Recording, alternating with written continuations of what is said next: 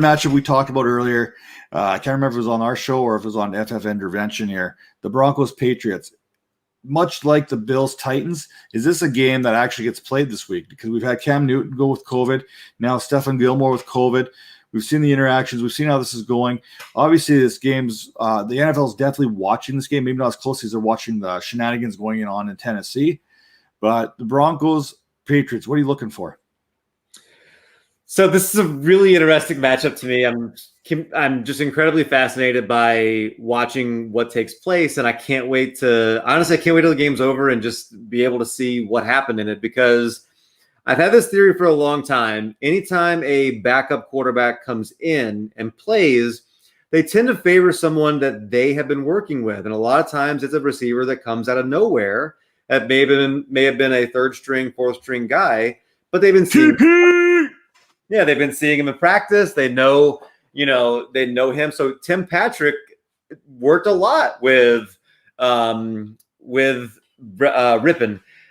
and you saw the connection there. They had a clear chemistry, and some of that's a trust factor, right? So what is interesting is over time that tends to level out. So now that he's getting a little bit more work, a little bit more comfortable with where Jerry Jeudy is going to be.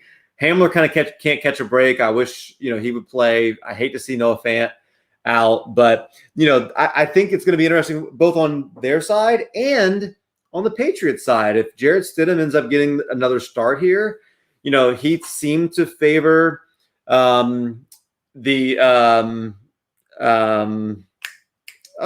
wide receiver's name? My mind just went blank.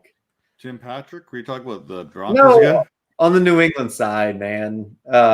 Harry, Bird, yeah, Edelman. He seemed to favor Harry. I'll be really curious to see if that kind of continues. And obviously, he got a lot of work with the ones over the offseason. That's why, that connection there. Does that continue with Harry being a consistent, reliable option? He got a lot of red zone targets.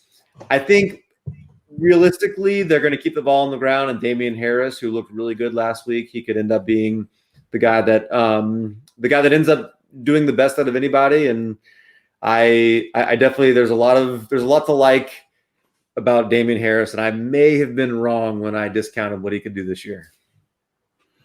Really? Well, I'm going to be interested to see how this quarterback position moves without Cam Newton. Hoyer started, Stedham came in. They're saying I'm not too sure who's starting this game yet. I don't know if it's been announced yet as of yet. So that's going to be interesting. The thing I'm watching is, much like I am now in Oakland with Hurst and how that his test affects that team.